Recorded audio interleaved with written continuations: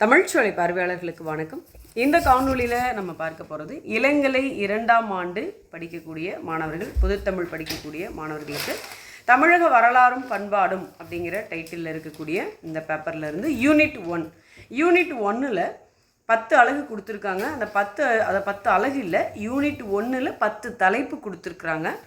அந்த 10 தலைப்பில் 6வது தலைப்பாக திணை வாழ்வியல்னு ஒரு தலைப்பு இருக்குதுங்க. அந்த திணை வாழ்வியலுக்குள்ள களவு வாழ்க்கை, கற்பு வாழ்க்கை, உணவு, அணிகலன்கள், வாணிகம், விளையாட்டுகள்னு தலைப்பு இருக்குது. அதிலிருந்து நம்ம உணவு அப்படிங்கிற தலைப்பை தான் இந்த காணொலியில் பார்க்க போகிறோம். பண்டைய தமிழரினுடைய சிறப்பான உணவு அப்படின்னா அரிசிச்சோறு தாங்க. அரிசிச்சோற்றை தான் பண்டைய தமிழர் சிறப்பான உணவாக சாப்பிட்ருக்குறாங்க. அதுலேயும் குறிப்பாக புழுங்கல் அரிசி தான் சிறப்பான உணவு. புழுங்கல் அரிசியை உண்பது வழக்கமாக வச்சுருந்துருக்காங்க. இந்த அரிசி பார்த்திங்கன்னா நெல்லிலேருந்து இந்த அரிசியை உரலில் இட்டு அதை நல்லா தீட்டிட்டு உலையிடுவாங்க. நெல்லிலேருந்து அரிசி எடுக்கிறாங்க. அந்த அரிசியை உரலில் போட்டு அதை நல்லா வெளுக்க தீட்டிட்டு தான் உலை வச்சு சாப்பாடு சமைச்சு சாப்பிட்ற வழக்கம் இருந்திருக்குது. அடுத்தது இந்த அரிசியோட வரகு, சாமை இந்த தானியங்களையும் சமைச்சு சாப்பிட்ருக்குறாங்க. அடுத்தது தமிழகத்தில் பலவிதமான நெல் விளைந்திருக்குது. நிறைய வகைகள், நெல் வகை நிறைய நெல் விளைஞ்சிருக்குது வகை வகையாக. இந்த சோற்றோட, இந்த நெல் சோறோட காய்கறி வகைகளையும் சமைச்சு சேர்த்து சாப்பிட்ற வழக்கம். இப்போ நம்ம சாப்பிட்றோம் இல்லையா, அதே மாதிரி தான் காய்கறிக்கு கடுகு போட்டு தாளிக்கிற வழக்கம். இப்போவும் நம்ம அதை செய்கிறோம். அடுத்தது மிளகு, புளி, உப்பு. இது உணவில் முக்கியமான உணவுப் பொருளாக இருக்குது. மிளகு, புளி, உப்பு. அடுத்ததாக பாருங்கள், மாம்பழம் இருக்கு இல்லையா. இன்றைக்கி நம்ம மாம்பழம் அப்படியே எடுத்து பழமாக கடித்து சாப்பிட்றோம், அறுத்து சாப்பிட்றோம். அப்போ மாங்கனியை பிழிஞ்சு, இந்த மாம்பழத்தை பிழிஞ்சு அதில் இருக்கிற அந்த ஜூஸ் சாறு எடுத்து அதை புளிக்க வைப்பாங்களாம். புளிக்க வச்சு அதை புளிக்கு பதிலாக பயன்படுத்துகிற வழக்கம் இருந்திருக்குதுங்க. அடுத்தது இது மட்டும் இல்லாமல் கலாப்பழம் தெரியலையே, ரொம்ப புளிப்பாக இருக்கும். அந்த கலாப்பழப்புளி, துடரிப்புளி, நாவற்பழப்புளி இதெல்லாம் பயன்படுத்தி இருக்கிறாங்க. அடுத்ததாக கொம்மட்டி மாதுளங்காய், இது ஒரு வகை. இந்த கொம்மட்டி மாதுளங்காயை அரிஞ்சு அது கூட மிளகு பொடி கலந்து கருவேப்பிலை கூட்டி பசு நெய்யில் பொரித்து சாப்பிட்ருக்குறாங்க உண்டு.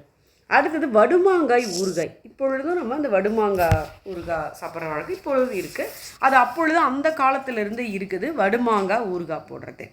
அடுத்தது வேறு என்னென்னலாம் சாப்பிட்ருக்காங்கன்னா பலாப்பழம், இளநீர், வாழைப்பழம், நுங்கு, பாருங்கள், சேம்பிழைக்கறி, வள்ளிக்கிழங்கு, சுட்ட பனங்கிழங்கு இதெல்லாம். இப்போ நம்ம பனங்கிழங்கு வேக வச்சு சாப்பிட்றோம், அவங்க வந்து சுட்ட பனங்கிழங்கு. இதெல்லாம் பண்டை தமிழருடைய முக்கிய உணவாக இருந்திருக்கு.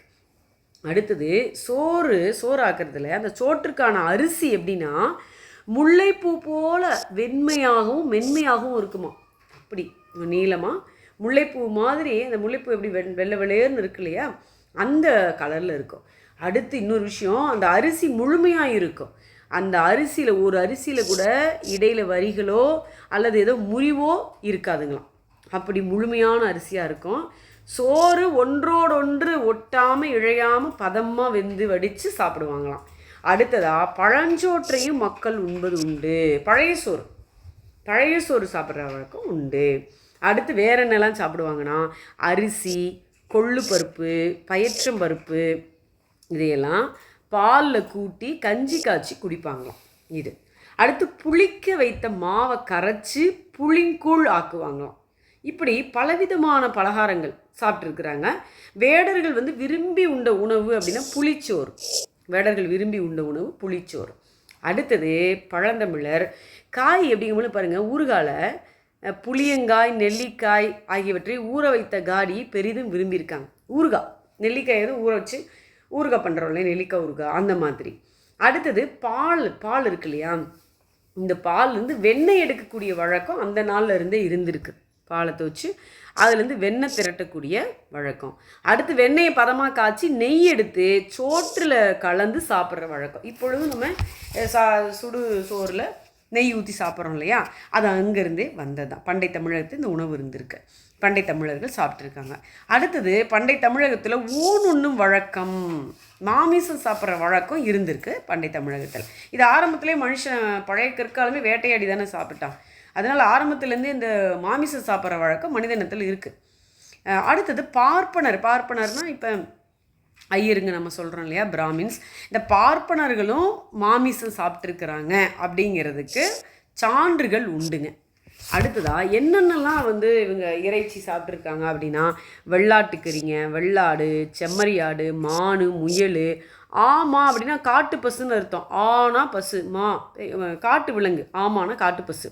அடுத்தது மீன் வகையில் எல்லா வகையும், நண்டு, ஈசல் சாப்பிட்றாங்க. ஈயல், கோழி, காட்டுக்கோழி, காடை, உடும்புக்கறி, இந்த இறைச்சியெல்லாம் சாப்பிட்ருக்காங்க. இதை தனியாகவும் சாப்பிட்ருக்காங்க. இது கூட பால் அரிசி கூட்டி சமைச்சு சாப்பிட்றது. அரிசியில் கறி போட்டு சமைச்சா என்னங்க பிரியாணி. நம்ம நினைக்கிறோம் ஏதோ பிரியாணி முகலாயர்கள் ஆட்சி காலத்துக்கு பிறகு நமக்கு இங்கே வந்தது அப்படின்னு. அப்படி அல்ல. பழந்தமிழகத்திலேயே நமக்கு அரிசியோட இறைச்சி கலந்து சமைத்து சாப்பிட்ற வழக்கம் இருந்திருக்கு. இது ஊன் சோறு அப்படின்னு சொல்லுவோம். புலாவ், ஊன் சோறு. அடுத்ததாக பழங்கால தமிழருடைய உணவு அது இருந்திருக்கு. அப்புறம் இடைக்காலத்தில் நிறைய மாற்றம் உணவில் வந்திருக்கு. இதில் இஸ்லாமியர்கள் குடியமர்ந்த பிறகு மீண்டும் வழக்கத்துக்கு இந்த ஊன் சோறு சாப்பிட்றது இருக்குது. ஆனால் ஆரம்பத்துலேயே ஊன் சோறு சாப்பிட்றது இருக்குது. அடுத்து பார்த்திங்கன்னா இந்த ஊனை, அந்த மாமிசத்தை நெய்யில் பொரித்து சாப்பிட்றது உண்டு. புளித்த மோரில் ஈசலை ஊற போட்டு புளிங்கறி சமைச்சு சாப்பிட்ருக்குறாங்க. அடுத்ததாக நெல்லை இடித்து, நல்லா கேட்டுக்கோங்க, நெல்லை நல்லா இடித்து ஆண் பன்றிக்கு தீனியாக போட்டு அதை நல்லா கொழுன்னு வளர்த்து அதை வெண்பன்றிக்கு அதை இனச்சேர்க்கை பண்ணாமல் ஆண் பன்றியை மட்டும் பெண் பன்றியோடு சேர விடாமல் அதுக்கு நல்லா தீனி போட்டு கொழுக்க வளர்த்து அப்புறம் அதை கொண்டு சமைச்சு சாப்பிட்றக்கூடிய வழக்கம் இருந்திருக்குது. அடுத்தது இக்காலத்து மக்களை போலவே பழந்தமிழரும் இது இவங்களுக்கு முன்னாடி இருந்தவங்களும் இந்த ஊனை மாமிசத்தை உப்பு கண்டை போட்டு சாப்பிட்ற வழக்கம் இருந்திருக்கு. அடுத்ததாக இந்த மாமிசத்தை துண்டு துண்டாக இரும்பு கம்பியில் கோர்த்து நெருப்பில் வாட்டி சமைச்சு சாப்பிட்ட வழக்கம் இப்போ இருக்குது இல்லைங்களா. இப்போ சாப்பிட்றோம் இல்லையா, அந்த இரும்பு கம்பியில் கோர்த்து நெருப்பில் வாட்டி உண்ணக்கூடிய வழக்கம் இருந்திருக்கு. அடுத்ததாக கல்லுண்ணும் வழக்கம் பழந்தமிழகத்தில் பரவலாக இருந்திருக்கு. கல் குடிக்கிறது அதில் எல்லாருமே மன்னர்லேருந்து சாதாரண மனிதன் வரை, மன்னர், பாணர், புலவர், கூத்தர், பொருணர், விரலியர், பெண்களும் எல்லாமே மது உண்டு கழிச்சிருக்கிறாங்க. அடுத்து இயற்கையாக கிடைச்ச பனங்கல், பனைமரத்துலேருந்து எடுக்கிறோம் இல்லையா, அந்த பனங்கல், தென்னங்கல், ஈச்ச மரத்தில் இருக்கக்கூடிய ஈச்சங்கல், இதையும் சாப்பிட்ருக்குறாங்க. அரிசி, புளித்த சோற்றுக்காடி முதலியவற்றை காய்ச்சி இறக்கிய மது, அரிசியில் மது தயாரிச்சிருக்கிறாங்க. சரிங்களா, பழைய சோற்றில் மது தயாரிச்சிருக்கிறாங்க. இந்த இயற்கையாக காய்ச்சி குடிச்சு இந்த மது. அடுத்து யவனர்கள் என்ன பண்ண, கிரேக்கர்கள், அவங்க வாணிபத்திற்காக அங்கேருந்து நம்ம நாட்டுக்கு வரும் பொழுது கப்பலில் கொண்டு வந்திருக்காங்க அவங்க நாட்டு மது, தேரல். அதை இவங்க நல்லா விரும்பி குடிச்சிருக்கிறாங்க. தேரலின் சுவை அது கொடுக்கு வெறி, ஏதாவது போதை ஏற்படுத்தும் இல்லையா. அதனால இந்த என்ன பண்ணியிருக்காங்க, இந்த மது வகையெல்லாம் கண்ணாடி குப்பிகள்லேயும் மூங்கிற் குழாய்களிலையும் நிரப்பி ரொம்ப நாள் மண்ணில் புதைச்சி வைப்பாங்க. அப்படி ரொம்ப நாள் புதைச்சி அதை எடுக்கும் பொழுது அதனுடைய போதை அதிகமாகும். அப்படிப்பட்ட மது வகைகள் மிகவும் கடுமையாக இருக்கும் அப்படிங்கிறாங்க. அது எப்படி இருக்குன்னா, அந்த கடுமையை புலவர்கள் எப்படி ஒப்பிடுறாங்க, அந்த போதையை கடுகடுன்னு இருக்குமோ, அது எப்படின்னு தெரியல, கடுகடுன்னு இருக்குமோ. அந்த கடுமையை பாம்பு கடிச்சா எப்படி இருக்கும், தேள் கொட்டுனா எப்படி இருக்குமோ அதோடு ஒப்பிடுறாங்க. அடுத்ததாக இந்த கல், இப்போ கல் குடிச்சிட்டு வர்றாங்கன்னா அதை நமக்கு ஒரு தீய வாடை, அந்த வாடை அப்படின்னா அந்த மனம், அது நறுமணமாக இல்லாமல் துர்நாற்றம் மாதிரி வீசுது இல்லையா. அப்போ கல்லுக்கு ஒரு நறுமணம் இருந்திருக்கு, நறுமணம் ஊட்டியிருக்காங்க, இன்சுவை ஊட்டியிருக்காங்க. அடுத்தது கல்லுண்டவர்கள் என்ன பண்ணுவாங்கன்னா, புளிச்சுவையை விரும்பி கலாப்பழம், துடரிப்பழம், இதில் பாருங்கள் ஒரு வகை இழந்த கனியை தான் துடரிப்பழம்னு சொல்கிறோம், நாவற்பழம், இந்த பழங்களெல்லாம் பறித்து சாப்பிடுவாங்களாம். சரிங்களா, கல்லுண்டவர்கள் சைடிஷாக பண்ணியிருப்பாங்க போல். அடுத்தது கல்லை பனைமரத்தில் இருக்கக்கூடிய இந்த பன்னாடை இருக்கு இல்லையா, அந்த பன்னாடையால் கல்லை வடிகட்டு குடிக்கிறது. அடுத்தது யவனர்கள் இரட்டைப்பிடி சாடிகள், 2 பக்கமும் கைப்பிடி இருக்கக்கூடிய சாடி இருக்கும் இல்லையா, அந்த ஜாடிகளில் மரக்களத்தில் அங்கேருந்து அவங்க நாட்டிலேருந்து நம்ம நாட்டுக்கு வரும் பொழுது அந்த மரக்கலம் வழியாக வந்திருக்காங்க. அப்போ இரட்டைப்பிடி சாடிகளில் அந்த மதுவை கொண்டு வந்திருக்காங்க. அப்படி அவங்க கொண்டு வந்த யவனர்கள் கொண்டு வந்த அந்த மதுவை தமிழர்கள் சாப்பிட்டாங்க அப்படிங்கிறதுக்கு சான்றுகள் கிடச்சிருக்கு. எங்கன்னா அரிக்கமேட்டு அகழாய்வில் நமக்கு புதை குழிகள் இந்த சான்று கிடச்சிருக்குது. அடுத்தது சங்க காலத்திலோட கடைசியில் இறுதியில் தமிழ் மக்கள்கிட்ட இந்த குடிப்பழக்கங்கிறது ரொம்ப அளவுக்கு மீறி போயிடுச்சு. ரொம்ப அப்போ இந்த காவிரி பூம்பட்டினம், மதுரை இந்த மாதிரி பெரிய பெரிய நகரங்களில் வாழ்ந்த அந்த மக்கள் அதிக இந்த குடிப்பழக்கத்தில் மூழ்கி கிடந்திருக்கிறாங்க. அப்போ என்ன ஆகும்னா, ரொம்ப போதையிலே இருக்கும் பொழுது அவன் நல்லதாக பண்ணுவான் இல்லை. அப்போ வரையறையற்ற சிற்றின்பம், கட்குடி இதெல்லாம் என்ன ஆகும், ஒரு நாட்டை ரொம்ப இழிந்த நிலைக்கு கொண்டு வரும் இல்லையா. இது நமக்கு வரலாறு சொல்லுது. இப்படி காலகட்டம் வந்த பிறகு தான் 18 கீழ்கணக்கு நூல்கள்லாம் கல்லுண்ணாமைன்னு நம்ம திருவள்ளுவர் கொண்டாடுறார். ஏன்னா மக்கள் ரொம்ப மோசமான ஒரு நிலைமைக்கு போயிட்டாங்க. அப்போ கல்லுன்றத நல்லதுன்னு நம்ம சொல்ல முடியாது இல்லையா. அப்போ புலவர்கள் என்ன பண்ணாங்கன்னா, கல்லுண்பது தவறு அப்படிங்கிறத அவங்க சொன்னாங்க, எடுத்துரைத்தாங்க, மக்களுக்கு போதிச்சாங்க.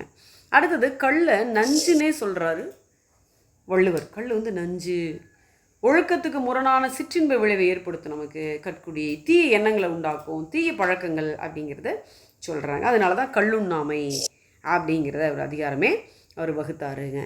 ஓகே, அடுத்தது இவங்களுடைய இது நம்ம உணவு சொல்கிறோம், இது உணவு.